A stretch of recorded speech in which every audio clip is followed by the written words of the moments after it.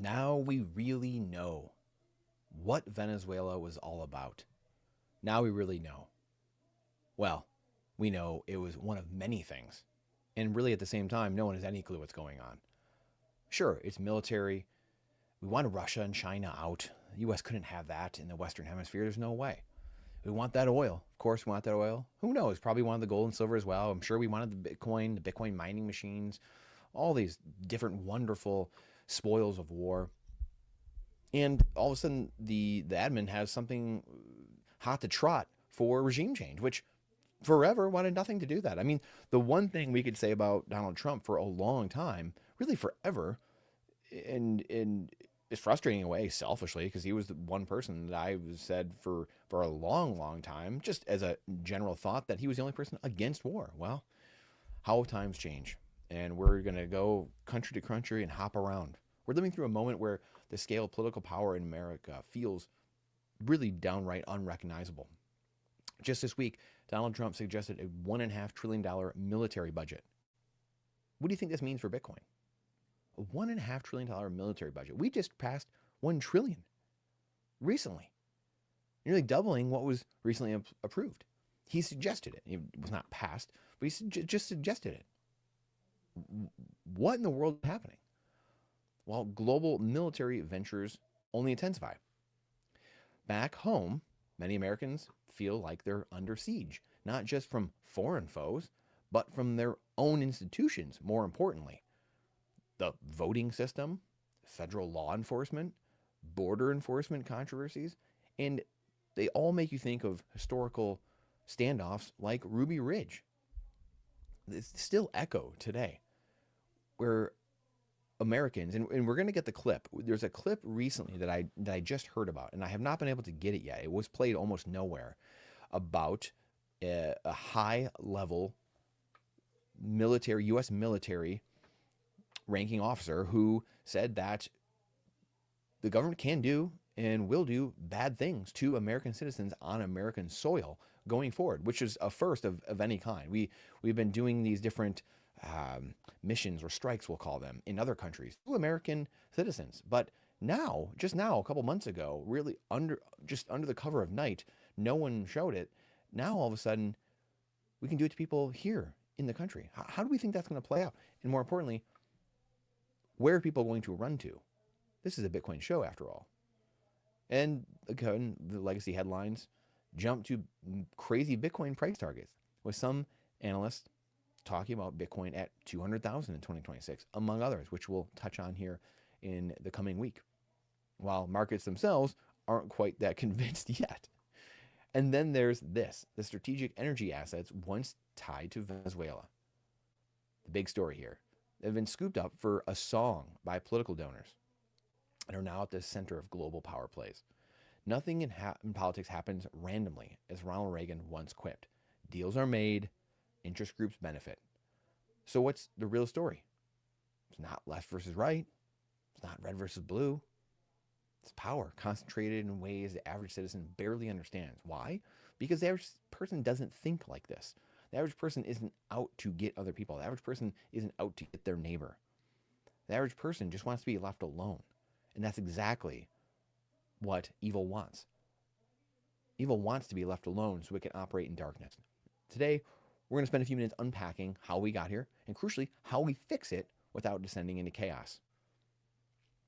So there's new military spending that's happening. What in the world is actually going on right now? You can't make this up, folks. The Responsible Committee for a Responsible Federal Budget, yes, you heard that right, the Committee for Responsible Federal Budget, is talking about, as of 2 days ago, a $1.5 billion military budget, adding $5.8 trillion to the debt over the decade. Well, that's only a few years away. So it would add 5.8 trillion, just that alone. So we would be up at what, 43, 44, 45, just over the next few years, just with military spending alone. That doesn't include anything else. And I have been on record here saying that we will hit 100 trillion in the deficit within the next 10 years, 15 years. I can't remember exactly now what the actual timeline was, but it doesn't matter at this point. And again, this just goes to the whole basis of Everything we talk about on this show, everything we interview people about, the reason Bitcoiners Bitcoin at the end of the day, the reason every other Bitcoin content creator is out there doing the same thing, the reason you go talk to your family at holidays and please implored you to study Bitcoin, and we were evangelizing and selling Bitcoin because it starts to defund the chaos, defund the ridiculousness. In a Bitcoin system, you cannot go around and just arbitrarily up the military budget by 50% without going to the people and asking them, hey, we would like to conduct more war. Will you pay for this? Not going to happen. Now, the detractors, the haters of Bitcoin or the skeptics are going to say, government will never let that happen. They want that power. Well, that's because that's your attitude. Your attitude is allowing this to happen. Because you put your head in the sand and don't focus on these things, dumb things are allowed to happen. Period, end of story. It's pretty simple. Life is actually very simple, believe it or not. It's not what government-run schools make you believe. It's not you have to go through 12 years of schooling and all kinds of advanced classes in order to understand life. Life is very simple, very simplistic. Our creator made it in a simplistic way so that humans could understand it. Now, again, you could get advanced, you can get all crazy and go down rabbit holes, of course, right? There is much more to life than that. But simplistically speaking, to live, it is very easy. It is very simple. 2 + 2 = 4. Gravity doesn't change. The natural law. First principles. These things are very easy. And yet we as humans continue to make it hard on ourselves by owning dollar, owning fiat currencies, make our life extremely hard, keep us on hamster wheels, impoverish the poor and the middle class, impoverish nations all over the world, create economic hitmen. This cycle has been going on for thousands of years. We just can't seem to get it right. You can't make this stuff up. I mean, look at this right here. The Committee for a Responsible Federal Budget. I mean, this is so absurd. You almost can't even talk about it because it's so absurd. Like, I don't even know how to explain it, to be totally honest with you. So keep your head up. Keep your head up. Keep your stick on the ice. It's absolutely wild. So then we have Bitcoin, which will go to the next slide here about Bitcoin price and Bitcoin price predictions and what's actually happening. So let me make sure this is live since I don't think that it is.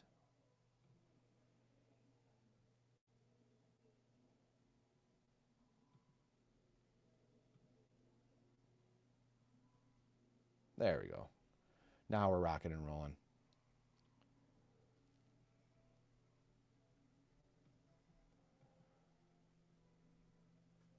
So we are going to the Bitcoin price prediction part. If you're just joining us, go back and watch the first 7 or 8 minutes. It's a doozy. We're opening up a whole can on this episode. It's a good one. So the Bitcoin price predictions. We have all kinds of price predictions coming. Of course, it's the new year. Why not?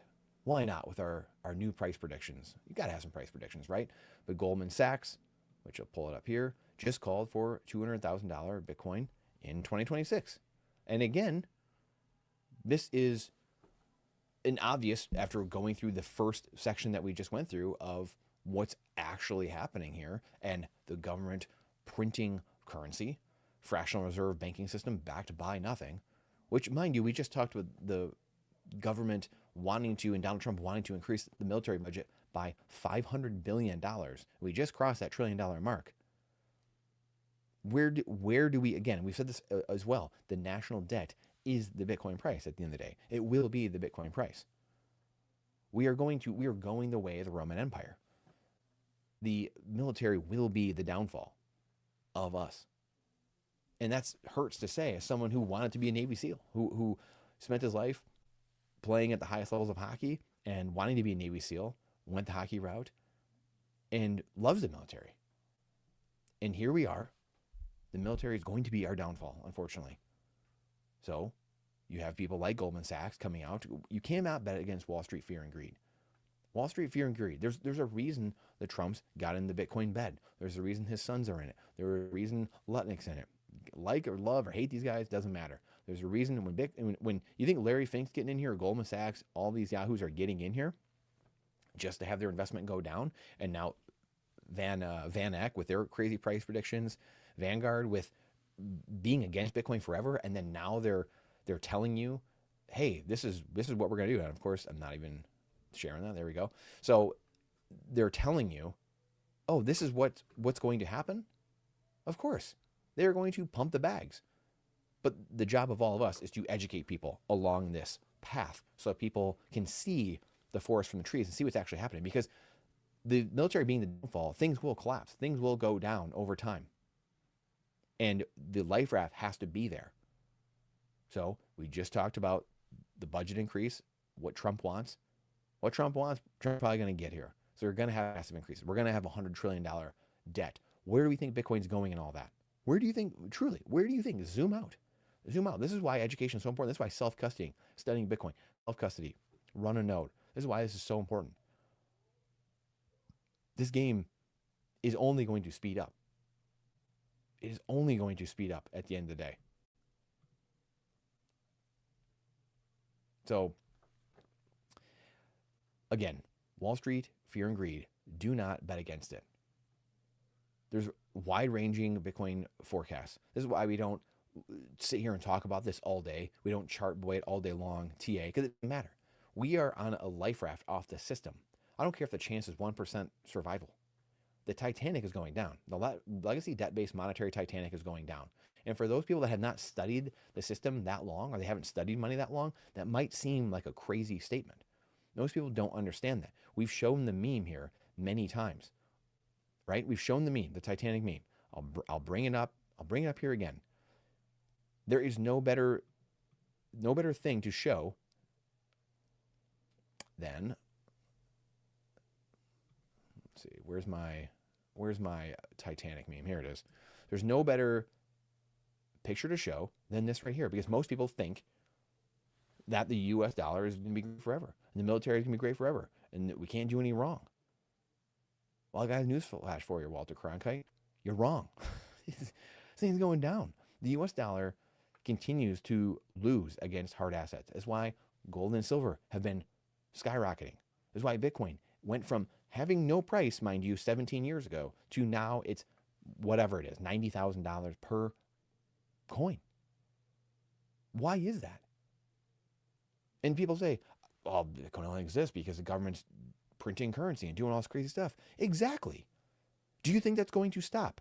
We've showed this many times as well. We have showed the U.S. debt. That is the price of Bitcoin.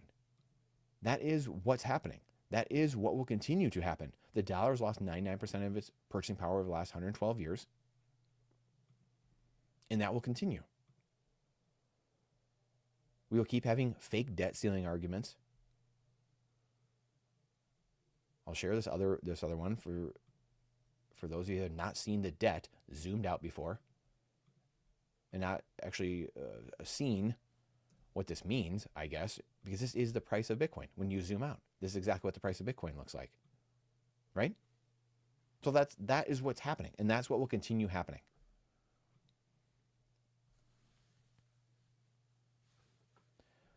Governments are expected to print. That's why these price forecasts from very smart people continue to go up. These price forecasts used to be 10,000. They used to be 50,000. Then they were 75,000. Then they were 125,000, 150,000. Now they're 200,000. Now we see, when you extrapolate into the future, we see $20 million predictions, $50 million predictions, $2 million predictions. The fiat will go to zero. All fiat in all of human history, all fake government fiat currencies have gone to zero. They've gone to their natural resting place, which is zero, because they are backed by nothing. They're backed by confidence, a con game. That's all they're backed by. They're backed by aircraft carriers, nuclear subs, firearms. That's it. But the problem is, when people lose confidence in that currency, it doesn't matter. You could have 1,000 nuclear subs and 1,000 aircraft carriers. Does not matter. When the confidence is gone, hyperinflation. That's what hyperinflation is. The confidence leaving. When 1%, 5%, 10% of the people, we've already seen it with BRICS. That's why people are leaving the dollar network. We're freezing reserves of other countries. The Peter Zeihan's of the world and all these different people they can pontificate and they can do these illustrious grand circus routines.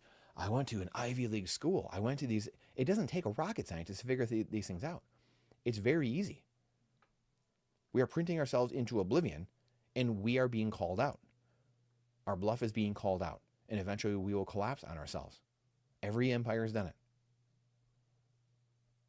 Who's going to pay for the military? Who's going to pay for all the chaos? That's why Bitcoin is going to continue to rise. It's the lifeboat off of the system. Like I said, even if you had a 1% chance to survive, it's better than the 100% chance of going down with the Titanic. I'm all for protecting the borders and ourselves inside our country, inside our walls. That's the only job. Newsflash, that's the only job of the U.S. federal government, is to protect its people. The people inside the borders of the country. That's it. Not the rest of the world, not to bring billions of people inside the borders. It's to protect the people. It's to have bases inside of America to protect, and the weapons are facing outward so people can't just come in, random people. Again, that's a newsflash for a lot of people. It's not to have 900 bases around the world and conduct black ops everywhere and then send people to America. We literally have the opposite thing going on. Again, that's a radical, what's the saying? The truth is treason in the age of lying or whatever it is. It's wild. Absolutely wild world we live in. I'm all for protecting ourselves and spending some money, not $1.5 trillion, but catching the government doing their actual job. But the good Lord knows we can't even do that. We can't even do that well. But we're going to do that around the world. We're going to go and run other countries. That's what we've been doing, I guess, for a while. Colored Revolutions. Dagger, good to see you. Thank you for the kind words. I appreciate that. So that's where we find ourselves. And I do think there's a possibility. I will say, this is my opinion. I do think there's some interesting things I just thought of this week. And I think I told you guys yesterday that I've just kind of sat back and watched and trying not to really put anything out. I wanted to listen, so I can take things in and just marinate on things. But I do think there's a small possibility that the collapsing is done in plain sight. This is one of my off the wall predictions, in a way, that Trump was almost taken out by the inside, by the deep state, and he's trying to collapse it. That's, maybe there's a small chance of that, but there's a tail chance that's the case. And how is he doing that? Well, it's the opposite of JFK. What did JFK do? JFK, he was for the military industrial complex that Eisenhower warned us against, right? That had grown. I think it was the three-letter agencies really started coming about. Some of the big ones, we'll say. I think it was 47. And then, 13, 14 years later, Eisenhower warned us about that so he could see this buildup. He saw what was going on, warned us about it in his farewell speech.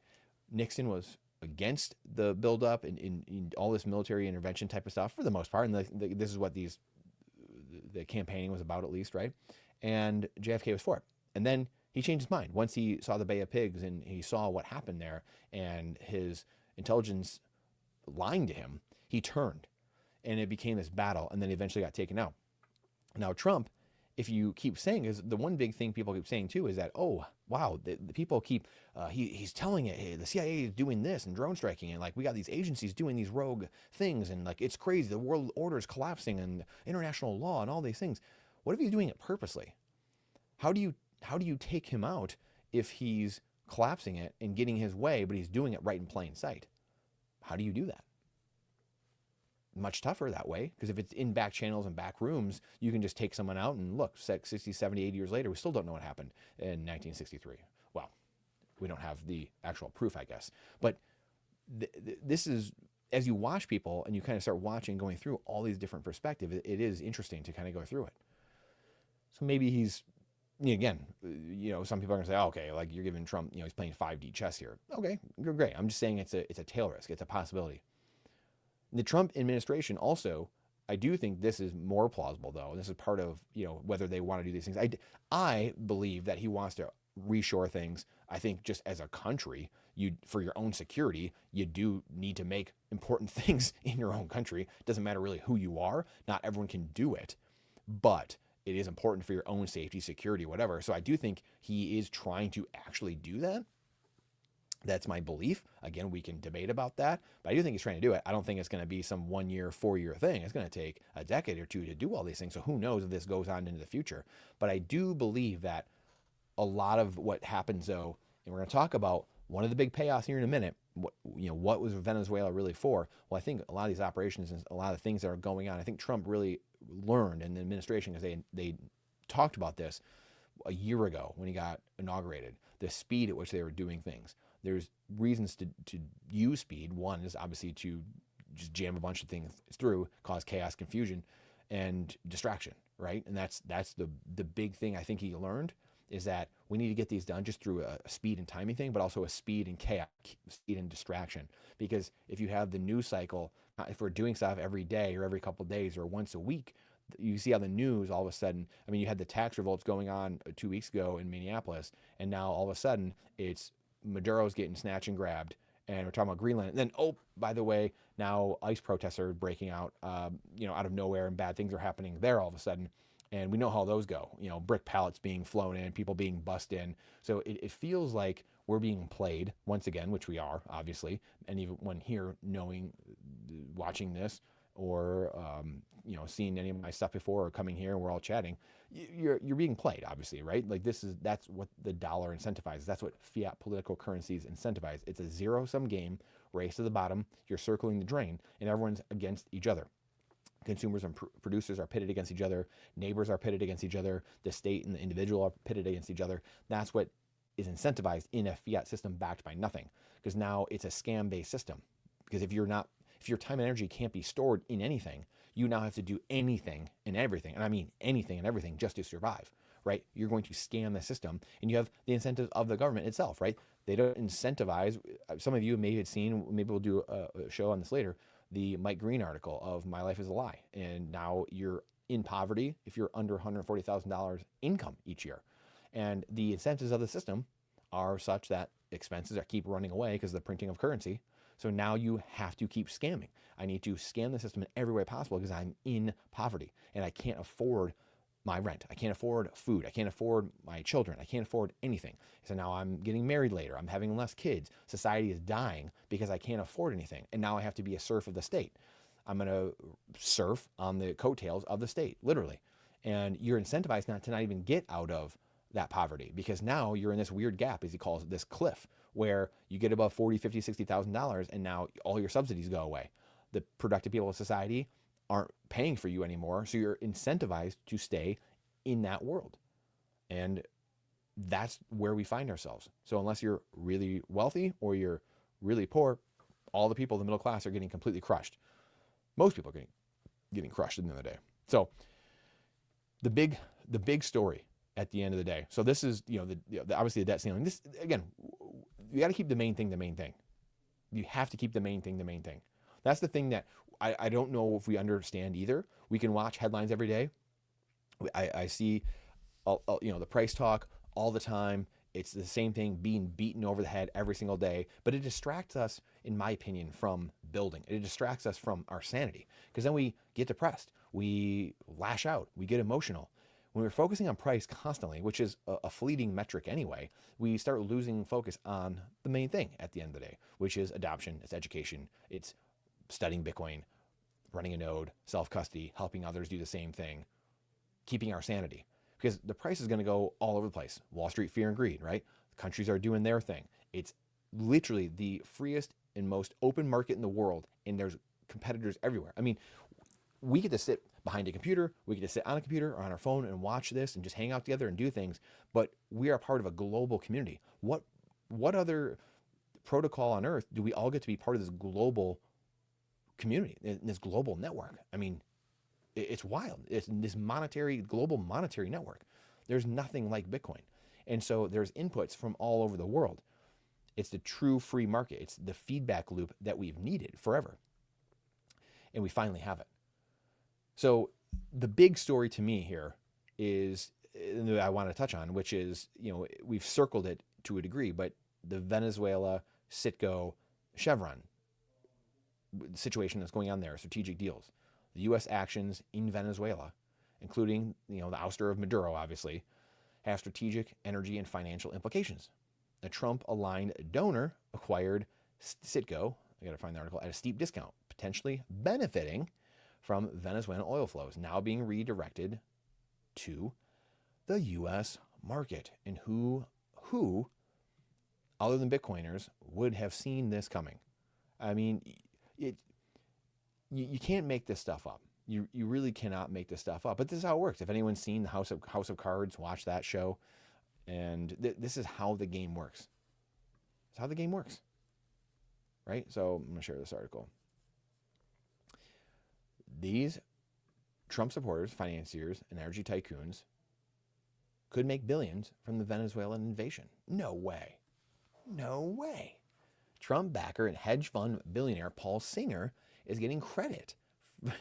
He's getting credit, guys. This is great. He's getting credit. Yeah, nice job, Paul. How come I wasn't on this deal? Oh, that's right, because we have morals. How come you weren't in on this deal?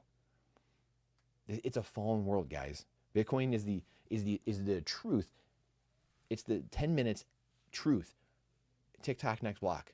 It's the closest thing we have to probably truth here on Earth, right? Other than gravity.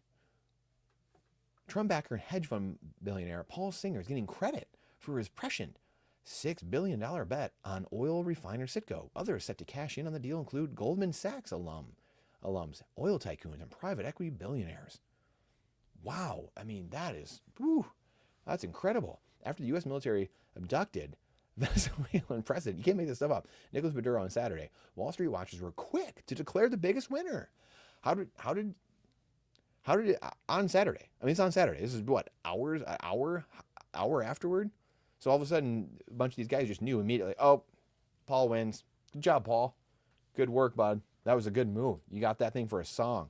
Good work. The $6.7 billion hedge fund manager, famous for investing in distressed assets around the world, Amber Energy, a Houston-based startup backed by Elliott, recently prevailed in U.S. federal court auction to buy Venezuela oil company Citgo, which owns 3 refineries in Louisiana, Texas, Illinois, plus a distribution network of 4,000.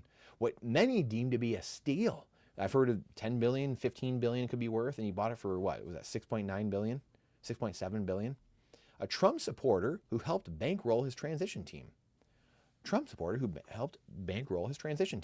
Do we not see this with David Sachs and Solana and the Trump Melania coins, all that? The crypto czar, the crypto team, the strategic Bitcoin reserve, all this stuff. All payoffs. These are payoffs. This is my opinion. But you're paying off your buddies. So I guess the whole point of all this at the end of the day is that this is how these things work. Obama did this with his Solyndra buddy, the green energy stuff 15 years ago. I mean, look at Hunter and Joe Biden. My goodness. This is how this process works over and over and over again. And at the end of the day, Bitcoin benefits from this. That's the beauty of all this. That's the point of this. Bitcoin starts defunding all this, and it benefits because the more people realize this and learn that Paul Singer is here making bets, bankrolling people, bankrolling Trump, the more people start to come off of the Titanic and onto the lifeboat. But it's going to take time. I think that's the point, though, at the end of the day, is that we start to get a little loopy, start to get a little crazy in thinking that it's going to happen overnight. Again, talked to Pierre Rochard almost a year ago on this channel here, and he said, hey, in 2012, I was like, this is going to be amazing. This is going to be incredible. Everyone's going to get it. We've got it. I understand what's going to happen. Boom. Let's go. No. Cutscene. 14 years later, still got a long way to go. But it's okay, because there's going to be more black swans. There's going to be more Paul Singers. There's going to be more of this stuff going on. Ford spoke with several people involved with the deal, and it turns out there are other big-time players backing Elliott and Amber's Energy to run Citgo on top of the other hedge fund investment. Elliott, according to a person familiar with the deal, is funding a third of the equity and leading a consortium of Wall Street heavyweights. The group includes Los Angeles-based alternatives investor Oak Tree Capital Management, led by billionaires Howard Marks and Bruce Karsh. According to 2 people familiar with the matter, also part of the consortium is $43 billion hedge fund Silver Point Capital, based in Greenwich, Connecticut. Ed Muley and Robert O'Shea, former Goldman Sachs partners who each held senior positions in the firm's fixed income division. Apollo Global Management, run by another billionaire Trump supporter. No way. Mark Rowan, net worth $8.3 billion, who was briefly considered a candidate for Treasury Secretary, is leading debt financing. Wow. So he was going to be your Treasury Secretary, leading the debt financing on the deal. Interesting. Two people familiar with the deal said, according to court documents, this involves Amber taking a stake, yada, yada, yada. There are other energy executives and tycoons who helped set up Amber, which was incorporated in August 2024 for the express purpose of bidding on Citgo. Jeff Stevens, Western Refining, Paul Foster, Greg Goff. This is wild. It's absolutely wild. So this is, and then I've heard, I don't think it says in this article, but I've heard that these guys are also, some of them are trying to bankroll the opponent of Thomas Massie and oust him from his position. So again, the system is collapsing in and of itself. One of the few people standing up to Trump, which is, again, the whole point of the American government is to have gridlock. Again, newsflash to many people, I'm sure many of you here are listening, but there's going to be someone a day from now watches this or whatever that doesn't know that has been told, oh, government, what are you doing for us? What have you done for me lately? The point of the government is to do nothing for you. The point of the government is to protect you. That is it, from invading armies. That is it. That is the sole role of the government, the federal government. It's not here to do anything for you. And that, again, is something that is not taught in government schools. What does government run school teach you? Well, the government's going to do everything for you. Here, learn a billion things that are unnecessary, and then we'll find out who has the best grades. We'll find out who follows all the rules best. We'll find out, you'll file yourselves all into these different areas where you think you want to get on the hamster wheel, and then we'll pick the cream of the crop, and you'll come and lead Goldman Sachs with us, and we'll make you a sweet deal, and you'll come, and you're super smart, and you'll come do this thing, and you won't even know you're on the hamster wheel, because you'll have a place in the Hamptons, and you'll be making, 10, 20, $50 million a year. And it's hard. It's hard when your morals coincide, or they butt up against your $50 million payday, or they butt up against a $6 billion acquisition. It's tough. We're human at the end of the day. But when you have Bitcoin, see, again, the incentives, like we talked about earlier, when you own Bitcoin, it's a positive sum gain at the end of the day. You don't have this world where, again, of course, I was reading the other article, and I had this up. But the incentives of Bitcoin are such that everyone on the network wins. Everyone on the network wins. It's a positive sum game because everyone gets the spoils of deflation. Everyone gets that. Everyone wins the deflation, the technology that gets redistributed through the network. Where in fiat, you don't get that. In fiat, it's a zero-sum game where he who gets closest to the currency printer, Warren Buffett, all these guys at Goldman Sachs, people in government, the Dan Crenshaws of the world, the Lindsey Grahams, the Nancy Pelosi's, whoever, you get closest to the money printer, you win that game. It's the Frederick Bastiat, right? When plunder becomes a way of life. When people figure out also they can vote themselves things instead of work for things. That's the point of the game we have entered. But it's hard to tell because we just live day to day, and we see the headlines, see things going on, but when you zoom out a year or two, and you zoom out and you look at things and condense all of the news into maybe one, bite-sized clip or whatever, it becomes very obvious that we are crumbling. We are crumbling quicker and quicker and quicker. Hence, the debt that we just showed. The parabolic spike in this is wild, and that is the debt climbing inevitably. But that's the Bitcoin price. This is the Bitcoin price. And this will not stop. As Lynn Alden says, nothing stops this train. Zero stops this train. So it's wild. We know who's winning, and oil's life at the end of the day. Oil, energy is life. I just interviewed Doomberg, and we talked about energy. And we talked a little about Bitcoin a quarter of the time. He understands Bitcoin. He's not a Bitcoin guy per se. He's not going to sit here and get in the trenches with everybody. He just kind of zooms out. He has a different take on the world, different view on the world, which is really cool. I really appreciate his view on the world. And Bitcoin is energy, and energy needs to be accounted for. Hence, energy being life. And oil is life here on Earth right now. It is the energy genesis for so much of what we do. And that's why the Greenland talk is here and the Venezuela talk, kicking US's adversaries out into the Eastern Hemisphere. All these things are true. Multiple things can be true. The government itself could be wrong and it can be right at the same time. That's what, again, is so hard, I think, for all of us to understand, is that both things can be true. The government can be completely wrong and right. Kicking your adversaries out, or people that don't like you too much, and onshoring things for your safety and security is probably a good thing. It's probably smart. But also, these things don't have to happen. And I think that's what's conflicting in a lot of people's heads. If we went about this a different way, if we changed how we operate, if we changed the money we used, again, it is that simple. Nathan, what's good, brother? What is good? I appreciate you, dude. Nathan, the jam. For those guys who will know Nathan from Bitcoin Mentor and BTC Sessions channel, crushes it over there.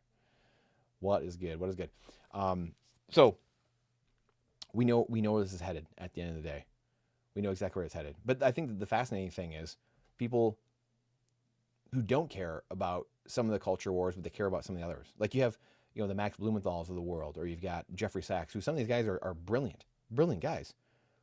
And, unfortunately they work for the UN, made some bad decisions in their life, but they don't care. I don't hear them, they're literally on their hands and knees crying about Donald Trump doing these things around the world.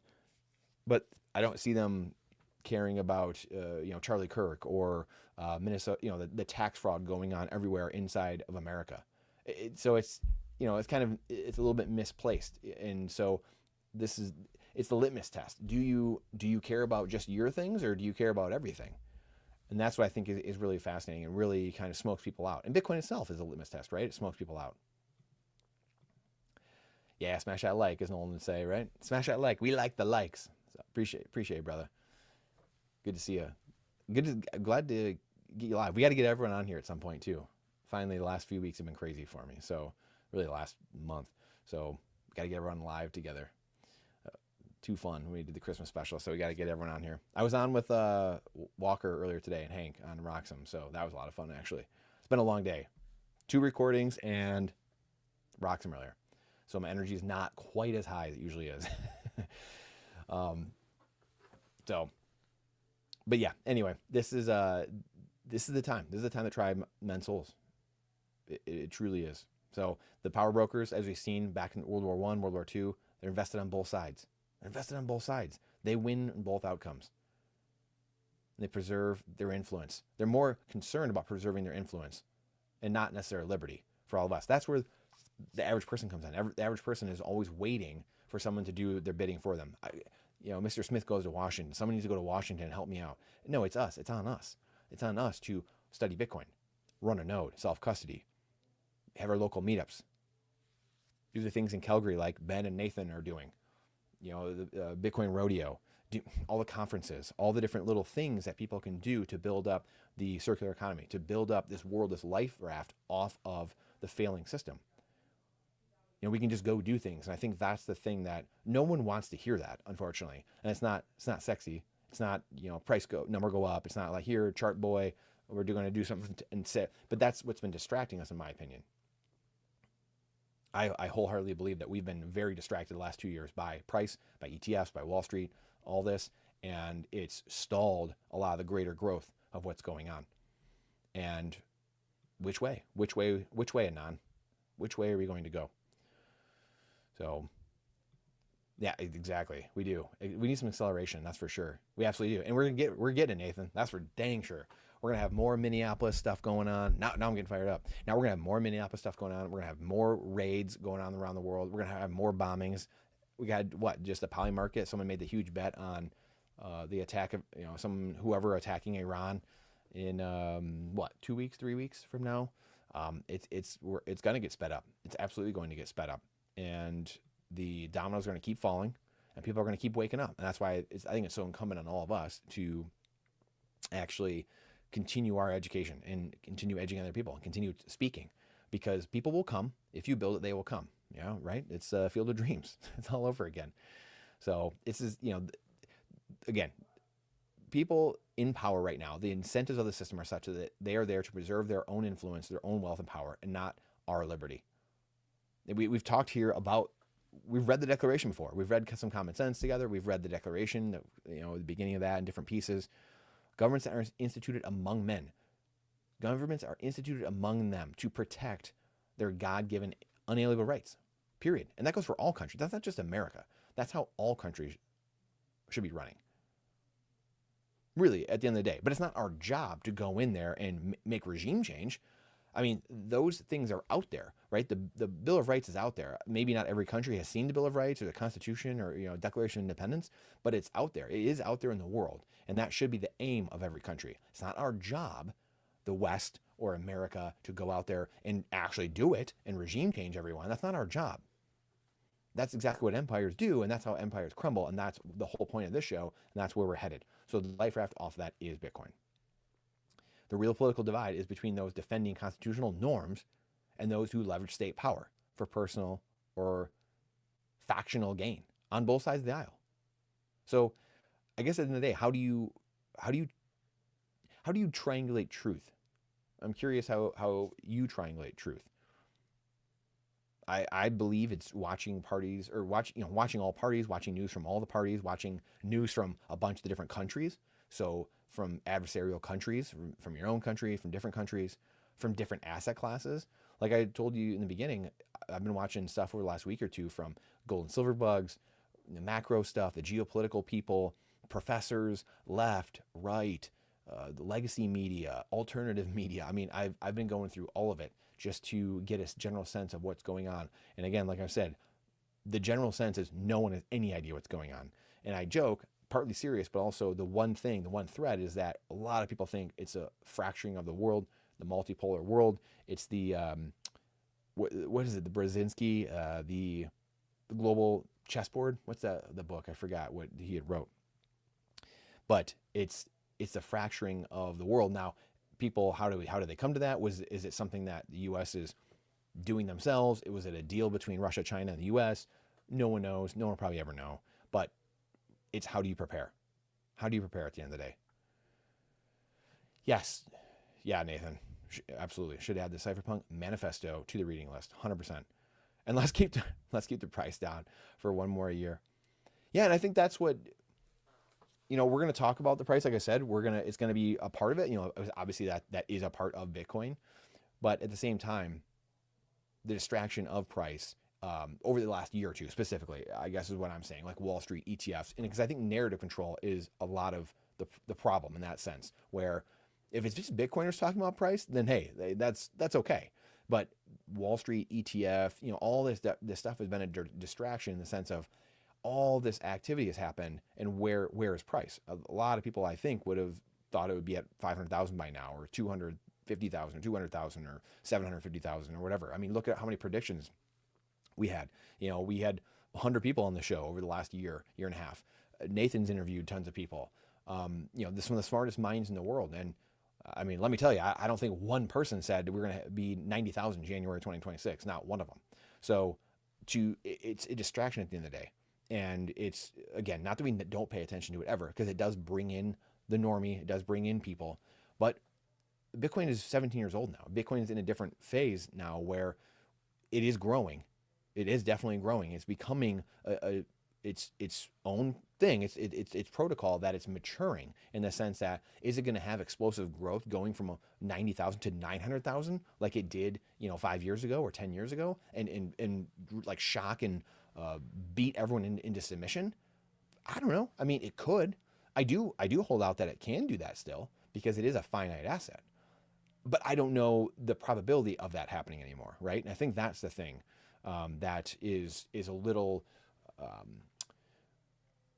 It can catch us and can get us into a bind, and we miss the forest from the trees, and we don't want to be disappointed, because I guess the greater aspect of all this is that I don't want any of us. I don't want good Bitcoiners, good people, the freedom, the real freedom ethos loving people to be snuffed out. I don't want anyone going back into the fiat world and getting back on the Titanic. I guess at the end of the day, that's really, I guess, what I'm trying to say is, we all need to keep building. We all need to keep educating. We all need to keep hodling, and more people will get off the Titanic and get on to the Bitcoin life raft.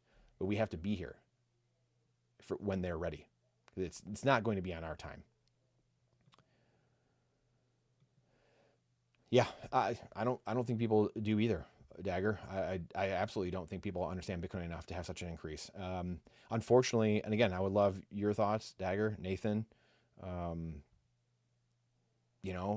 I think that it's max pain needed, quite honestly. We get one of the objections that we get a lot in Bitcoin, right? Is Bitcoin wouldn't exist if the dollar wasn't printed into oblivion, or if the government wasn't going crazy. And it's like, yes. And I think we might have talked about it earlier in the show. I can't remember what show I talked about this on today, being the fourth show of the day. But yes, of course it wouldn't. So when the dollar, when things are okay, all's quiet on the Western Front, so to speak, and there isn't mass chaos. I mean, yeah, is there chaos in certain parts of the world? Yeah, of course. Are there things going on in Africa or Venezuela? Are there stuff going on in Minnesota or protests going around? Yeah. However, the banking system is still functioning. Chase Bank, your app still opens up. Things still work. But we saw the Canadian truckers. What happened there? We saw the Dutch farmers. We see things in these spots, these hot spots around the world pop up. And that will happen again, unfortunately. And that's just the sad reality of life. It will happen again, and more people will come to Bitcoin. I mean, Justin Trudeau is probably one of the biggest orange pillars we've ever had in Bitcoin, right? There's few people that orange pill people and shook people to their core like Justin Trudeau. I mean, so like the irony in a lot of this is that the worst things that happen, unfortunately, give us some of the best outcomes. I mean, you look at, I remember 5 years ago when, I don't know what you guys were thinking at that time, but I remember thinking, did we really just deplatform the president of the United States? Like, we don't have free speech? I mean, 5 years ago was some of the most alarming things I've ever seen go on in America.